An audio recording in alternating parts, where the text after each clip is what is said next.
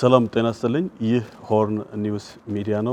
ሆርን ኒውስ ሚዲያ እንደተለመደው ዛሬም ለየት ያሉ እንግዳ ይዘንላችሁ መጥተናል።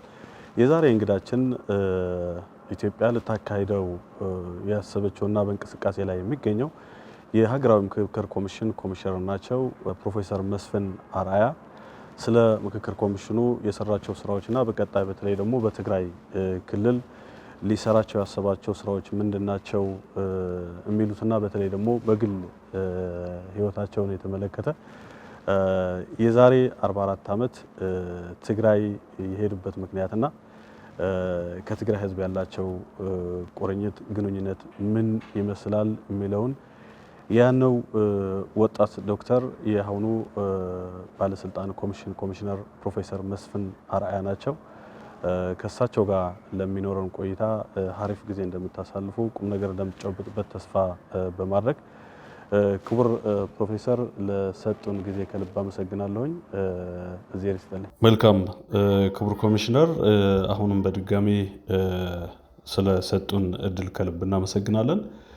እንግዲህ በአጠቃላይ ስለ ምክክር ኮሚሽኑ እስካሁን የሰራቸው ስራዎች እንዴት እንደተቋቋመ እና በቀጣይ በትግራይ ሊሰራቸው ያሰባቸው ስራዎች ምንድናቸው ወደሚሉ ዝርዝር ጉዳዮችን ከመሄዳችን በፊት ስለ ግልዎ የተወሰነ እናንሳ። አይነው በተለያዩ ሚዲያዎች ስለ ግላቸው ስለ ራሳቸው የሰጧቸው ቃለ መጠይቆች እንዳሉ አውቃለሁኝ። ግን ለየት ባለ መንገድ ስለ ትግራይ ያለዎት ከትግራይ ህዝብ ጋር ያለዎት ግንኙነት ያለዎት ቁርኝት ምን እንደሚመስል እንደ መነሻ ብናደርግ ጥሩ ይመስለኛል።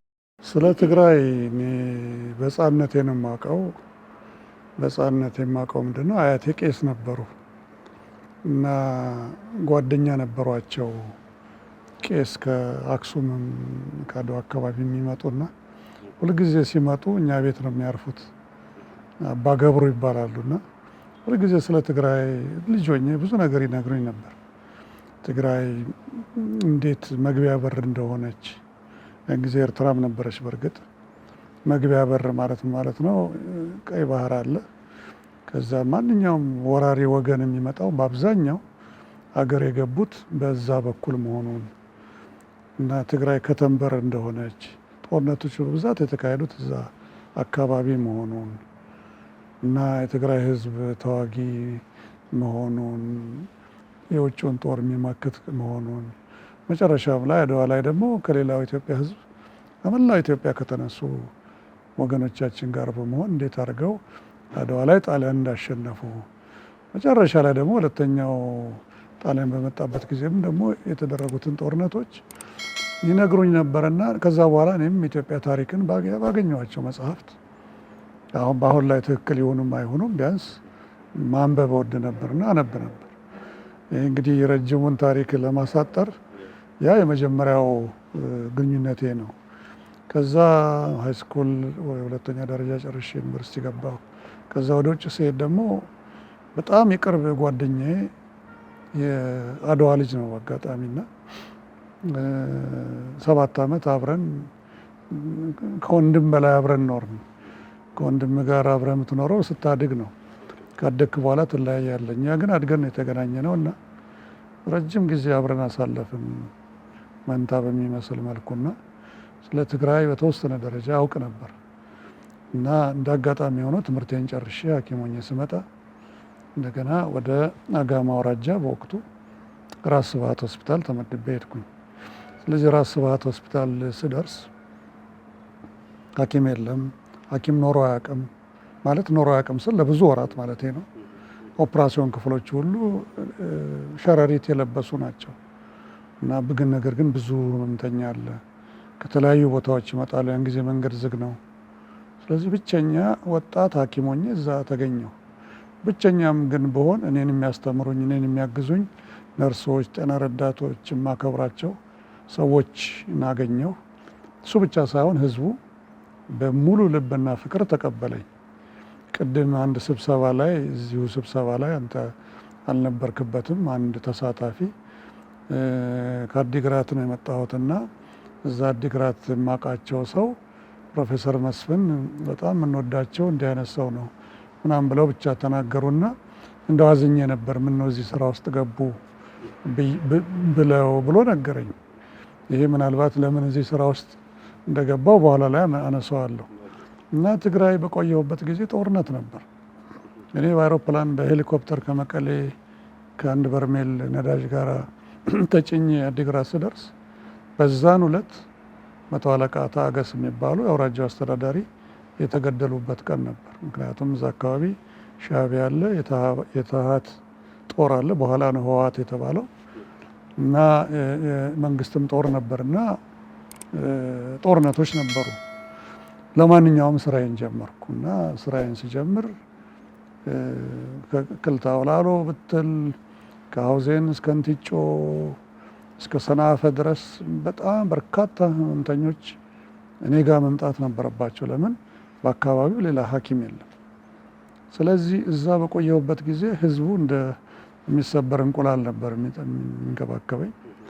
ስለዚህ ተስካር ሄዳለሁ፣ ሰርግ ሄዳለሁ፣ ጥህሎ በላለሁ፣ በለስ በላለሁ እና ህዝቡ ውስጥ የልጅነት ፍቅር ስለሆነ እዛ ውስጥ ገባሁና በዛ ጊዜ ውስጥ ብዙ ስራም ከባልደረቦቼ ከነርሶቼ ከጤና ረዳቶቼ ጋር ሆኜ በአጠቃላይ ከጥበቃው ጀምሮ የሆስፒታሉ ብዙ ስራና አገልግሎትን ለመስጠት ችያለሁና ከዛ ጊዜ ጀምሮ ዘመዶችን አፍርቻለሁ። ያ ዘመድ ማፍራት እንግዲህ ያ ክፉ ቀን ነው ብያለሁ። የቀይ ኮከብ ዘመቻ ጊዜ ነው። በ75 ዓመተ ምህረት ነው የምነግርህ። ስለዚህ ብዙ ፈተና ነበረውና ሁልጊዜ የምማነሳው ምንድነው ሽንገላ አይደለም። በዛን ጊዜ እናቶች እኔ ጋር ይመጣሉ። በተለይ 14 ዓመት 13 ዓመት ወንድ ልጆች ያሏቸው ይመጡና ይነግሩኛል፣ ይለምኑኛል። ዶክተር እባክህ ልጅ 13 ዓመት ሆኖ ወንድ ልጅ ነው ያለው እና እፈራለሁ፣ ምን ላድርግ? በዚህ በኩል በመንግስት በኩል ብሔራዊ ውትድርና ይወስድብኛል፣ በዛ በኩል ተሃት ትወስድብኛለች፣ በዛ በኩል ሻዕቢያ ሊወስድብኝ ይችላል፣ ምን ላድርግ? ወይ በዳጋ ሐሙስ ላሽሸው ልጄን እና እያሉ ያዝኑ ነበር። በኋላ ማስብ የነበረው ለመሆኑ እነኛ ወንድ ልጆች ምን ሆነው ይሆን? እችም አንዱ ጋር መግባታቸው አይቀርም እና ምን ሆነው ይሆን? እነኛ በዛን ጊዜ የሚያዝኑ እናቶች በአሁኑ ሰዓት ቅድመ አያቶች ናቸው የሚሆኑት እና ያን ጊዜ ያዘኑ እናቶች በዚህ በባድመ ጦርነት ጊዜ አለቀሱ። ያን ጊዜ አያት ሆነ ይሆናል። እንደገና ደግሞ በቅርቡ በደረሰው ቅድመ አያቶች ሆነዋል እና እነኚህ ነገሮች አእምሮዬ ላይ ይመጣሉ። እኔ ሐኪም ነኝ። ሰውን ፈንጂ ሲበጣጥስ አውቃለሁ። እዛ በነበርኩበት ጊዜ እነኛ የተበጣጠሱ ሰዎች አስከሬኖችም ሆነ በህይወት የተረፉት እኔ ጋር ነበር የሚመጡት እና ጦርነት ከላሽኒኮቭ ይዤ ጦርነት ውስጥ ባልገባም የነበረውን ሰቆቃና ችግር አውቀው ነበር። ግን እኔ ከወጣው ከብዙ ዓመታት በኋላ የተደረጉ ጦርነቶች ግን እኔ ካየሁት እንግዲህ 1 ሚሊዮን እጥፍ የሆኑ መከራዎች ናቸው። ስለዚህ ይህንን በማይበት ጊዜ በየጊዜው አነሳለሁ ስለ ትግራይ፣ ስለ ህዝቡ ደግነት። እኔ በነበርኩበት የነበረው ህዝብ ንጹህ ኢትዮጵያዊ፣ በኢትዮጵያዊነቱ የሚኮራ ሰው ሲሞት አረንጓዴ ቢጫ ቀይ ባንዲራ ሸፍኖ ቀብር የሚሄድ ነው። ቀብር ሄድ ነበር እና ሆስፒታሌና አቡነ አረጋዊ ቅርብ ስለነበሩ ብዙ ጊዜ ጋራው ስር አቡነ አረጋዊ ሄድ ነበርና በጣም ወደው ቦታ ነው። አንድ ጊዜ ብቻ በወቅቱ የነበሩት የአውራጃ አስተዳዳሪ ዶክተር አሉ። አቤት ጓድ ዶክተር፣ ምን ነው አቡነ አረጋዊ መሄድ አበዛ፣ በዛው ልትሄድ ነው እንዲ ያሉ። ምክንያቱም በዛው የሚጠፋ ነበር፣ ወደ ቅርብ ናቸው ታህቶች እና በኋላ ከዛ ወዲያ ይሄ ነገር የሚያስጠረጥረኝ ከሆነ ቢቀርብኝ ይሻላል ብዬ አቆምኩ እንጂ ስራ ስፈታ ማለት እንደው ጊዜ ሲኖረኝ ተራራው እዛ ሄጄ የጽሞና ጊዜ ይኖረኝ ነበር እና ድንገተኛ ከመጣ አምቡላንሷን ከታች አያታለሁ። ስለዚህ ሮጬ ወርዳለሁ፣ አለበዛ ሰው ይልኩና ይወስዱኛል። እና ስለ ህዝቡ ብናገር አልጠግብም፣ ግን ስላየው ችግርና መከራ እጅግ በጣም አዝናለሁ። እና እንግዲህ መነሻ ነው፣ ታሪኩ ብዙ ነው፣ አያልቅም። እንደው መግቢያ የሆነን ስላልክ ነው። እና ወደ ኮሚሽኑ ተመለከቱ ጉዳዮች እንሄድና ምናልባት ይሄ በተደጋጋሚ ተገልጿል እንደተባለው ግን አሁን እያነሳን ያለ ነው በተለይ ቅድም በመግቢያ በኩል ያልኩት በርካታ ስራዎች ሰርተዋል በመላ ሀገሪቱ አካባቢ። የተቀረው የትግራይ አካባቢ ነው። ይህንን መልእክትም ሞር ትኩረት የሚያደርገው የትግራይ ህዝብና የትግራይ ማህበረሰብ ስለሆነ እንደው የተቋቋመበት ዓላማ ገፊ ምክንያቶች ምንድን ናቸው? ይህንን ኮሚሽን እንዲቋቋም የሚለውና እስካሁን የሰራቸው ስራዎች የሚሉ ተያያዥ የሆኑ ጥያቄዎችን ብናነሳ ጠቃሚ ይመስለኛል። ተደጋጋሚ ነው ግን። አመሰግናለሁ። የዚህ የኮሚሽኑ መቋቋም የዛሬ 3 ዓመት ተኩል የተነሳ ጥያቄ አይደለም። ያው እንደምታውቀው በየቦታው ሀገራችን ግጭቶች ነበሩ። ግጭቶቹ በየቦታው ይፈነዳሉ። ኢትዮጵያውያን ስታስተውለን እኔ እናንተን ወይም ካሜራ ማኑን አይተን ከዚህ አካባቢ ነው ብለን መገመት በጣም ከባድ ነው የሚሆነው። እኔን ራሱ መገመት ብዙ ጊዜ ያስቸግራል። ራሱ በስሜ እንኳን ምክንያት ብዙ ችግሮች ደርሰውብኛል እንደው የሚጻፉ እና ስለዚህ ነው እንግዲህ ሁላችንም ተመሳሳይ ህዝቦች ነን፣ ተመሳሳይ ባህል፣ ተመሳሳይ ስነ ልቦና፣ ነገር ግን የተለያዩ ቋንቋዎች፣ የተለያዩ ትውፊቶች፣ የተለያዩ ባህሎች አለን። ይህ ውበት ነው። የሚያገናኙን ብዙ ሆነው እያለ ያሉን ባህሎችና ትውፊቶች ደግሞ ሀብት ናቸው። የበለጠ ከተዋወቅን የሚያስተሳስሩን ናቸው። ስለዚህ ምንድን ነው ይሄ ሁሉ ተጋምደን ብዙ ሺህ ዓመት ኖረን ህዝቦች አንድ አይነት ሆነው ምንድን ነው አሁን ከጊዜ ወደ ጊዜ ግን የሚያቃቅሩን ነገሮች በዚህ በ21ኛው ክፍለ ዘመን ሰዎች ወደ አንድነት በሚመጡበት ጊዜ ይህኛዎችን የሚያሻክሩን ምንድን ናቸው ቢባል እናውቃቸዋለን። ምሁራን ልሂቃን እናውቃቸዋለን። አንዱ ይሄ ብሔርተኝነት እንደሆነ እናውቀዋለን። ሌላው የማንነት ችግር፣ የአስተዳደር ወሰን፣ የመልካም አስተዳደር፣ የአስተዳደር ብዙ ነገሮች ምሁራን በቀላሉ ቁጭ ብለው ሊያገኟቸው የሚችሉ መሰረታዊ የሆኑ ምክንያቶች እንዳሉ ይገባናል። ነገር ግን የሚነሳው ጥያቄ ምንድን ነው? እነሱም ካሉ ቁጭ እንበልና እንምከርባቸው፣ እንመካከር። ለምን ጦርነቱን ሞከር ነው፣ ግጭቱን ሞከር ነው፣ ካላሽኒኮፍን ሞከር ነው፣ ዲሽቃውን ሞከር ነው፣ መትረየሱን ጓንዴውን ሞከር ነው። ከዛ ያገኘነው ነገር ጥፋት ነው፣ ውድመት ነው፣ የበለጠ መለያየት ነው። ስለዚህ ለምን ወደ መግባባት ወደሚያመጡን አካሄዶች አንሄድም በሚል የቀድሞ ልሂቃን የቀድሞ ትልልቅ ፖለቲከኞች አሁንም በህይወት ያሉ አሉ ሲጠይቁ ነበር። አይ ምን ያደርጋል ይሄ አስፈላጊ አይደለም፣ ምንድን ነው ምን አደከመን የሚል ምላሽ ደግሞ ይሰጥ ነበር በወቅቱ። ግን ይሄ ነገር እየባሰ መጣን በምታውቀው ምክንያት እና አይ የለም ይሄ ጥያቄ ደግሞ እየጠነከረ መጣ። መግባባት ያስፈልገናል፣ መነጋገር ያስፈልገናል፣ መደማመጥ ያስፈልገናል። ብዙ ሀገሮች ትልልቅ ችግር ውስጥና መከራ ውስጥ ይገቡና ቀጣዩ ነገር ምንድን ነው? ድርድር ነው። ከዛ ወደ ምክክር ይሄዳሉ። ስለዚህ እንደዚህ ከሆነ ለምን እኛ ወደ ምክክር አንገባም እያልን ባለበት ጊዜ እየተባለ ባለበት ሰዓት ግጭቶቹ እንደውም ጭራሽ እያበጡ ሄዱና ጦርነት ሆኑ። ጥሩ ምሳሌ በምዕራብ ኢትዮጵያ የተከሰቱት ሁኔታዎች፣ ቤኒሻንጉል ጉሙዝ፣ ምዕራብ ኦሮሚያ በየቦታው መጥቀስ ትችላለህ። ይሄ እየተባለ ጉድ እየተባለ እያለ የትግራይ ጦርነት ተከሰተ። ትግራይ ጦርነት ደግሞ እጅግ የሚያሳዝን እንደው ተሰምቶ የማይታወቅ አይነት ነው። ከዛ በፊት የነበረው በኤርትራና በኢትዮጵያ መካከል የነበረው ጦርነት ቀላል አልነበረም። 100,000 ሰው ወጣት አልቋል ሲባል ልብ የሚያደማ ነው። ምክንያቱም አስብ በፓለስታይንና በእስራኤል መካከል በጋዛ ላይ ያለቁት ሰዎች በዚህ ሁሉ ጦርነት መካከል 80,000 አልደረሱ። እኛ ግን በ2 ዓመት በጥቂት ጊዜ ውስጥ 100,000 በላይ ወጣቶች ረገፉ እና ለዛ ጉድጉድ ስንል ቅድም የጠቀስኩላች ትግራይ አሁን አያት ሆናለች። እንደዚህ መቀነቷን ታጥቃ ወየው ስትል ሌላ ጦርነት ደግሞ ትናንት ተከሰተ። ይሄ ጦርነት በ100,000 ሰው አይደለም ያለቀበት። ቢያንስ እንደሚነገረን ወደ ሚሊዮን የሚጠጋ ሰው ነው። ይሄ ሚሊዮን የሚጠጋ ደግሞ ወጣት ነው። ይሄ ወጣት ደግሞ የኢትዮጵያ ልጅ ነው፣ የትግራይ ልጅ ብቻ አይደለም። እዛ ውስጥ የአማራ ልጅ አለ፣ የአፋር ልጅ አለ፣ የኦሮሞ ልጅ አለ፣ የሲዳማ ልጅ አለ፣ የወላይታ ልጅ አለ፣ የቤኒሻንጉል ጉሙዝ ልጅ አለ፣ የሀረር፣ ሶማሌ እያልክ ትሄዳለህ። የሁላችንም ልጆች ናቸው በዚህ ውስጥ ያለቁት። የሁላችንም ልጆች ናቸው አካል ጉዳተኞች የሆኑት።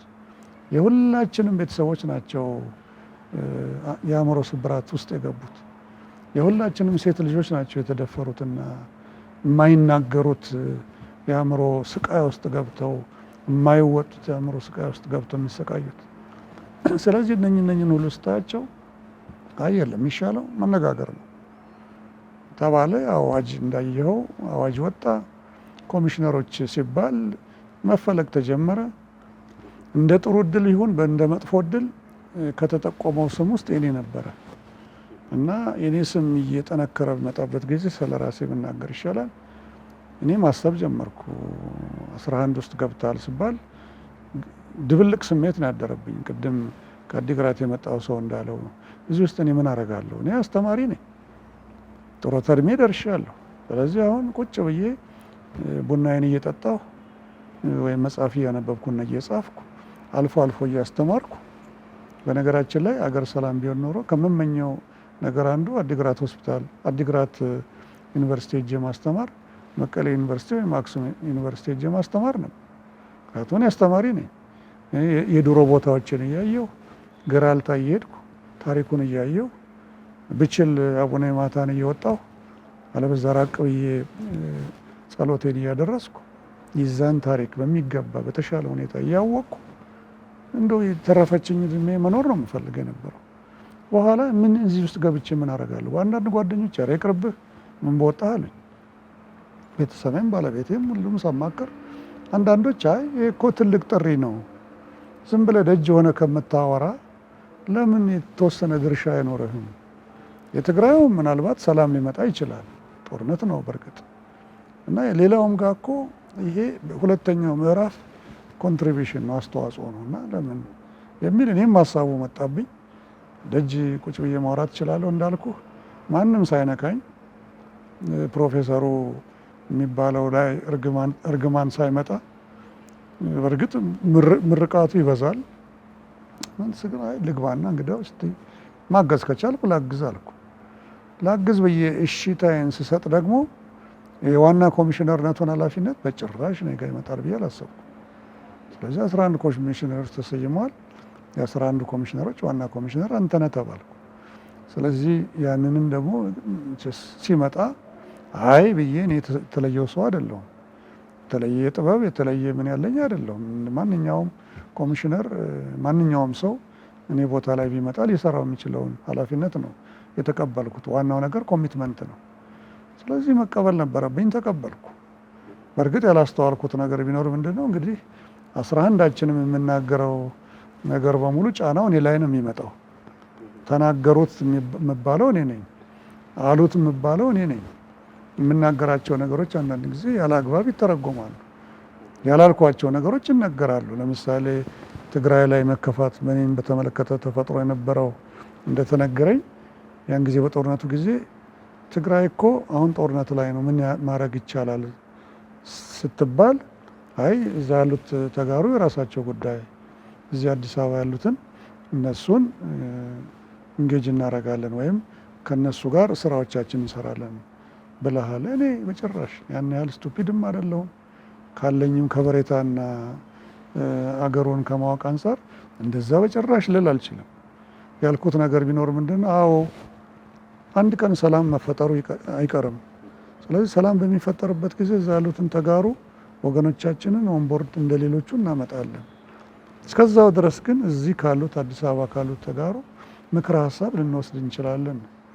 ስለዚህ ሁልጊዜ ለቃላት ትርጓሜ እንደ ልብ የተጋለጥኩ ሰው ነኝ እና ዞሮ ዞሮ ይሄ ኮሚሽን ከተቋቋመ በኋላ ያደረግነው ነገር ምንድን ነው? መጀመሪያ 11ዱንም ክልሎች ሄዶ ማየት ነው። ቦታው ላይ ምን አይነት ማህበረሰብ አለ፣ ከታች ከወረዳ ጀምሮ እስከ ክልሉ ድረስ ሁለቱ ከተማ መስተዳድሮች ምን አይነት ናቸው የሚለው በትክክል ማየት ነበረ። በዛ ጊዜ ያልታደልነው ትግራይን ማየት አልቻልንም። በሚቀጥለው ዓመት ያንን የአማራንም ጭምር ሰርተን ከጨረስን በኋላ በሚቀጥለው ጊዜ ደግሞ አማራ ላይ ጦርነት ያየው ተጀመረ።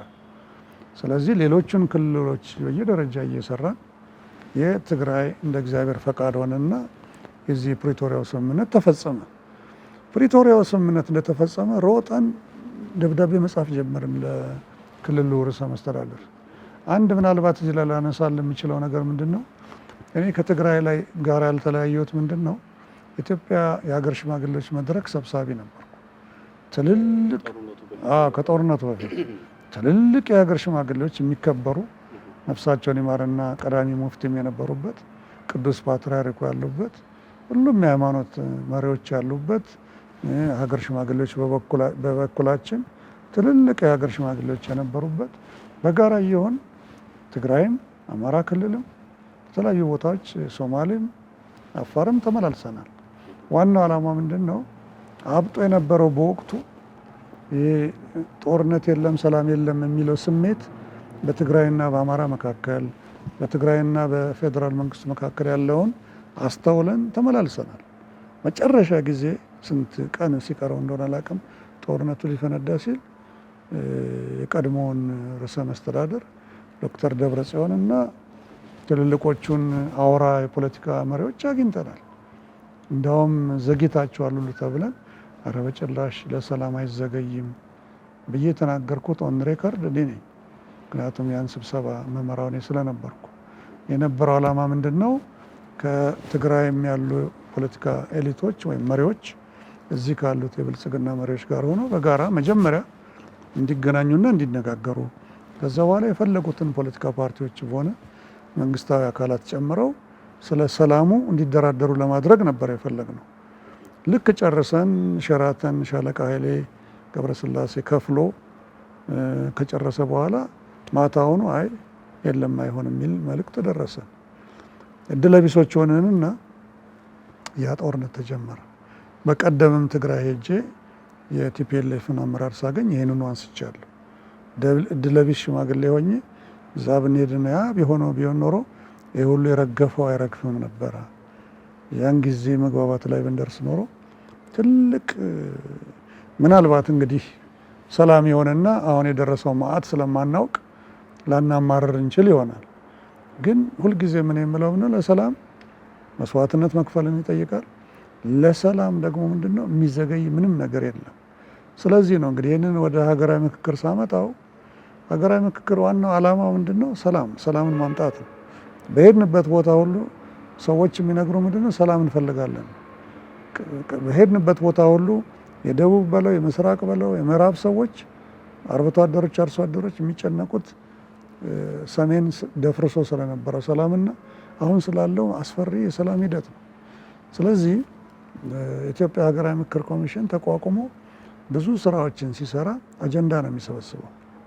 ነገር ግን አጀንዳውን ይህን ስራውን ከመጀመሩ በፊት ስነ ዘዴ ማዘጋጀት ነበረበት።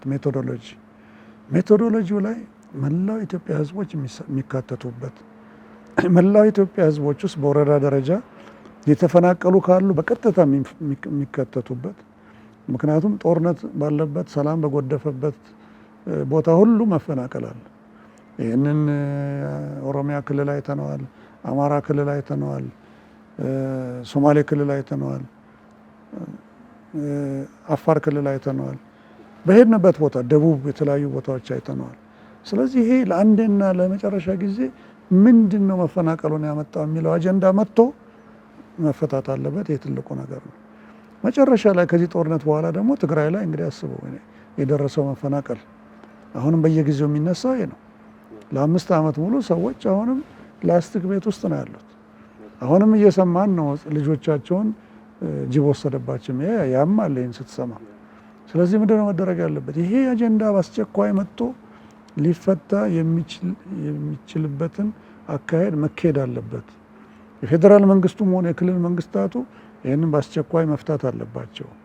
በተጨማሪ ደግሞ ሳይመልቴኒየስሊ በጎን ደግሞ ይሄ አጀንዳ ሂደቱ በአስቸኳይ የቅድሚያ ምክንያቱም አሁን ናሽናል ዳያሎጉ ሲጀምር 1 2 3 4 የሚላቸዋሉ መቶዎቹንም በአንድ ጊዜ አይጀምር። ስለዚህ ከተጀመሩት ውስጥ የቅድሚያ የሚሰጣቸው ለዚህ ሁሉ ጦርነት የዳረጉ ምክንያቶች በአጀንዳነት ቀድመው መጥተው መፍትሄ ሊሰጥባቸው ይገባል የሚል ጽኑ የሆነ አቋም አለው ሀገራዊ ምክክር ኮሚሽኑ።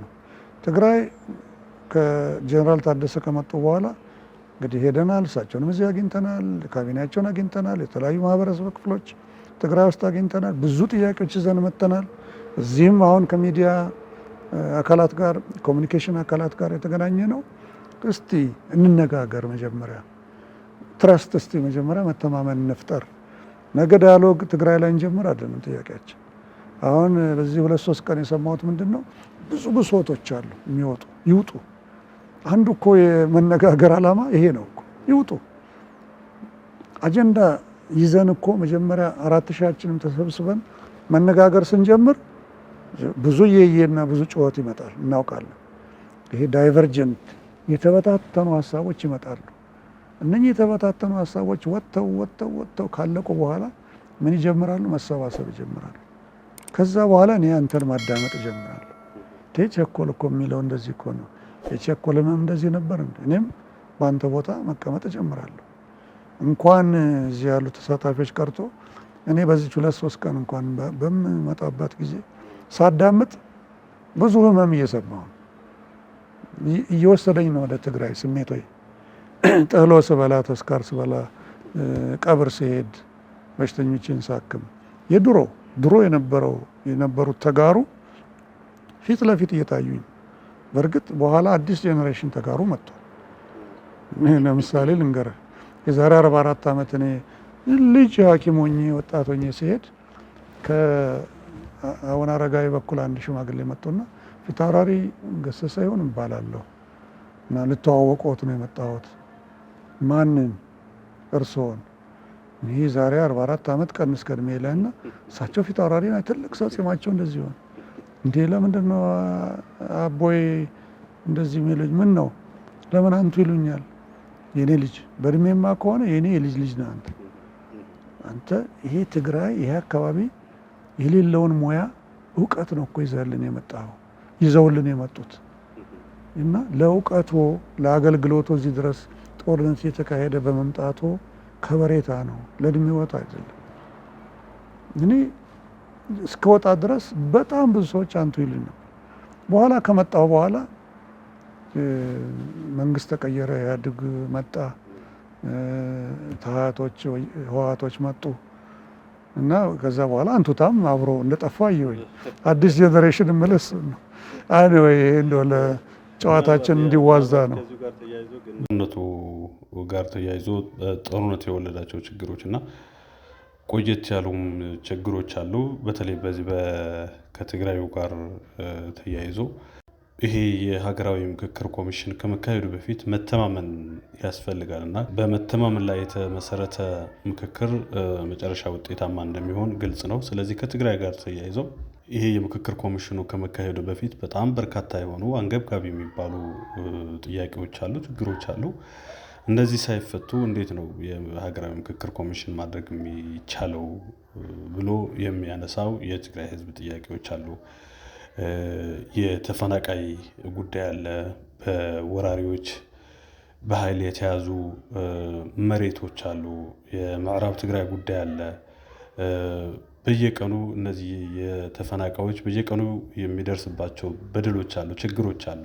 ፍትህ ጋር ተያይዞ ትግራይ ህዝብ ፍትህ ይፈልጋል። ለመረጃዎት ያክል ከጦርነቱ ጋር ተያይዞ የተፈጸመ ጾታን መሰረት ያደረገ ጥቃት አለ። በኢትዮጵያ መከላከያ ሰራዊት፣ በኤርትራ ወራሪ ሰራዊት እንዲሁም በአማራ ኃይሎች ጥቃት የደረሱባቸው ሴቶች ከ15,000 በላይ እንደሆኑ የትግራይ የጄኖሳይድ ኢንኩሪ ኮሚሽን በቅርቡ ይፋ አድርጓል እና በጣም በሚገርምና በሚያሳዝን ሁኔታ ከነዚህ ከ15,000 በላይ የጾታ ጥቃት የደረሰባቸው ሴቶች 550ዎቹ ያክሉ በደረሰባቸው የጾታ ጥቃት ለህልፈት ተዳርገዋል።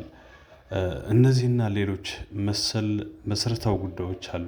የትግራይ ህዝብ የህልውና ጥያቄ ያለው። ስለዚህ እነዚህ ሳይፈቱ የትግራይ ህዝብ እንዴት ነው ወደ ምክክር ኮሚሽኑ ሊቀመጥ የሚችለው ብሎ የሚያነሳቸው ጥያቄዎች አሉ። የራሴም ጥያቄዎች ናቸውና እነዚህ የምክክር ኮሚሽኑ በቀጥታ ሊመልሳቸው ላይችል ይሆናል፣ ግን የሚመለከተው የፌዴራሉ መንግስት እንዲመልሳቸውና መተማመን እንዲመጣ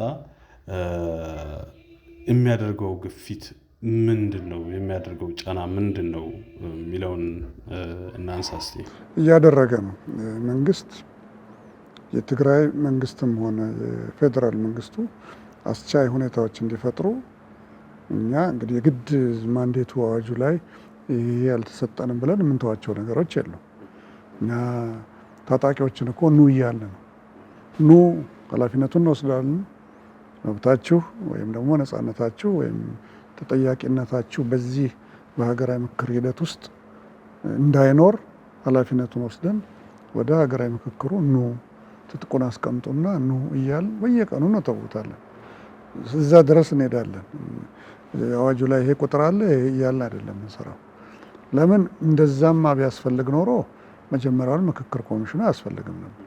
ስለዚህ ምክክር ኮሚሽኑ ከሳጥን ውጭ ወይም ፈረንጆች እንደሚሉት አውት ኦፍ ደ ቦክስ እንዲያስብና እንዲሰራም ጭምር ነው።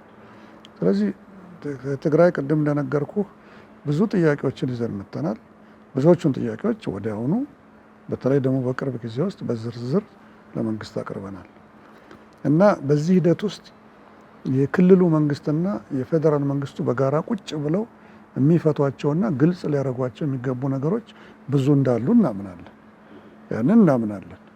ነገር ግን ከዛው ጋር ተያይዞ ትልቁ ነገር ብለን የምናስበው አሁን ስንገናኝ እኮ ነው የሁሉ ሀሳብ ያገኘ ነው አይደለም።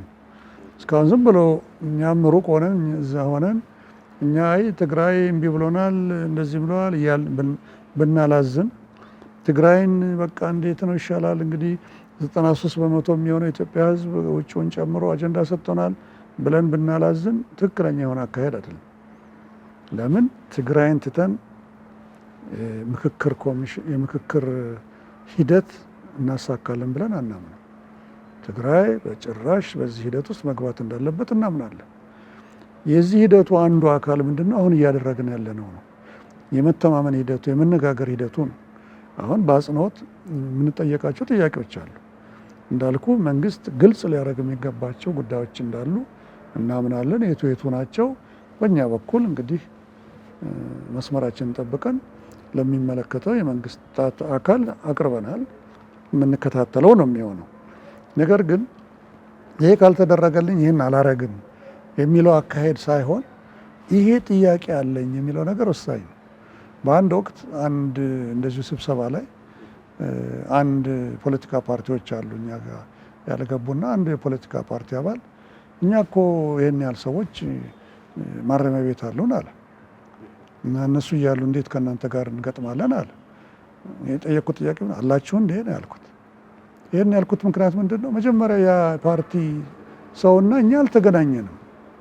ስንገናኝ ደግሞ ያስቀመጣቸው ቅድመ ሁኔታዎች የሉም። ይህን ያህል ሰው እኮ እንደዚህ ያለኝ እነኚህ ሰዎች በዚህ በዳያሎጉ ላይ እንዲሳተፉ ከተፈለገ እነኚህ ሰዎች ወደዚህ እንዲመጡ ይደረግልኝ፣ እነሱ ከመጡ ተሳትፎዬን እኔም አረጋግጣለሁ የሚል የሁለትዮሽ ወገን ጥያቄ ቢሆን ለእኛ ማየ ስንጠይቅ ይመቸናል።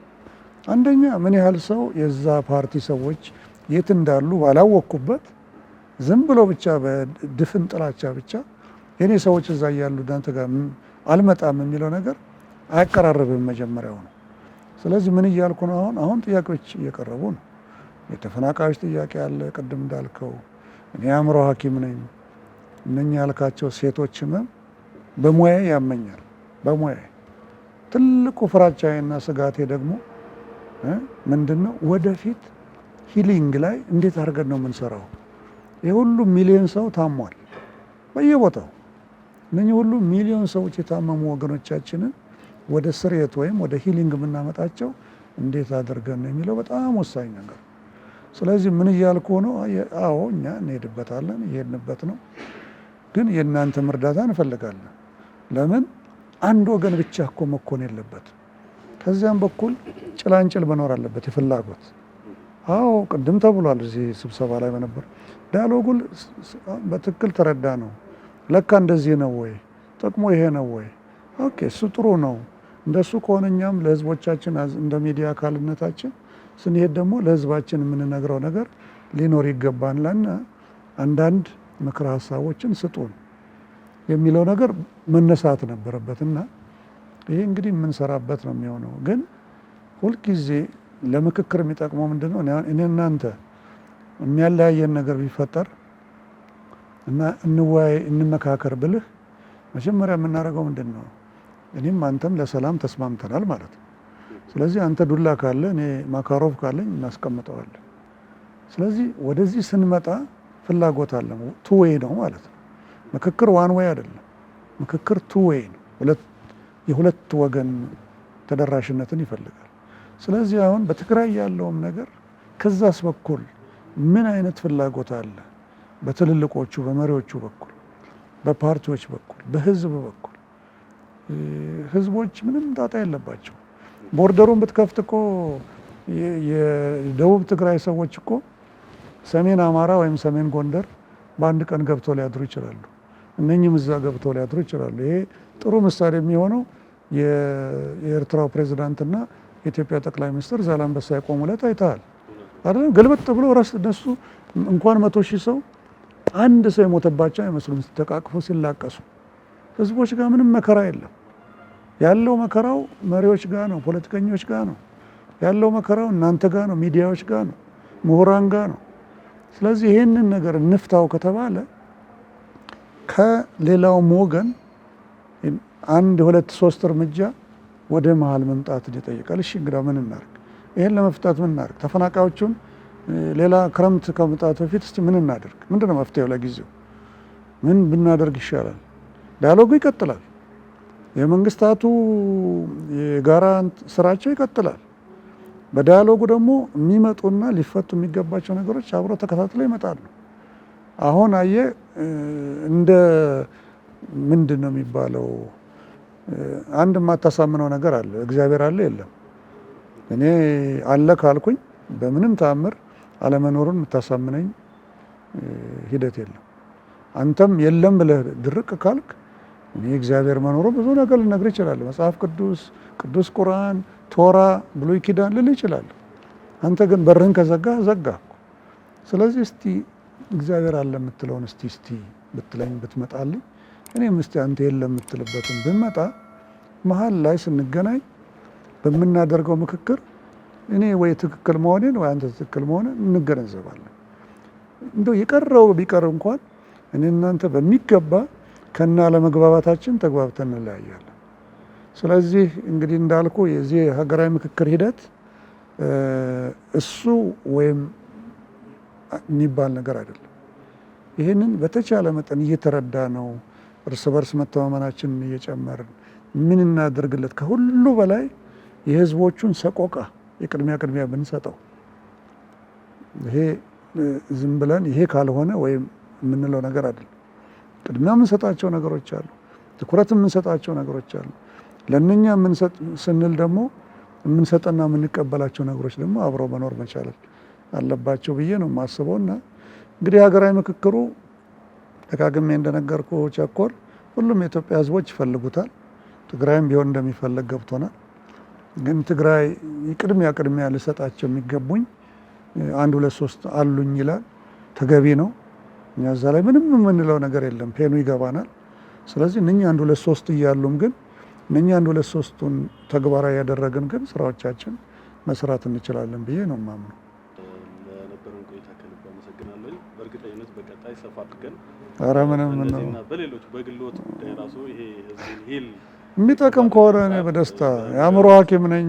የሚያስጨንቀኝ አእምሮ ነው ቸኮል። አእምሮ ደግሞ እንደዚህ በቀላሉ ሂል አያረግም። ስለዚህ ያንተን አይነት እገዛ ያስፈልጋል። እነኚህ በስቃይ ላይ ያሉትን ወገኖች መድረስ የሚቻለው በአንተ ሚዲያ በኩል ነው። ለምን እያንዳንዷን ሴት ካውንስል ማድረግ አይቻልም። ወደ ሕክምና ለመምጣት እሷ የውስጧ ያለውን ነገር ይዞ ለሶስተኛ ሰው ማምጣት ፔንፉል ነው። ስለዚህ በሚዲያም ለሚያዳምጡን እንደ ወደ ትግርኛም እየተተረጎመ ወደ ሌሎችም ቋንቋዎች በዚህ በሙያዬ በኮሚሽነርነቴ ሳይሆን በሙያዬ ደግሞ የበለጠ ለማገዝ ዝግጁ ነኝ። ይህን ቃል እገባለሁ። እድሜና ጤና ይስጥዎት። ያንለ እሺ ቸኮል እሺ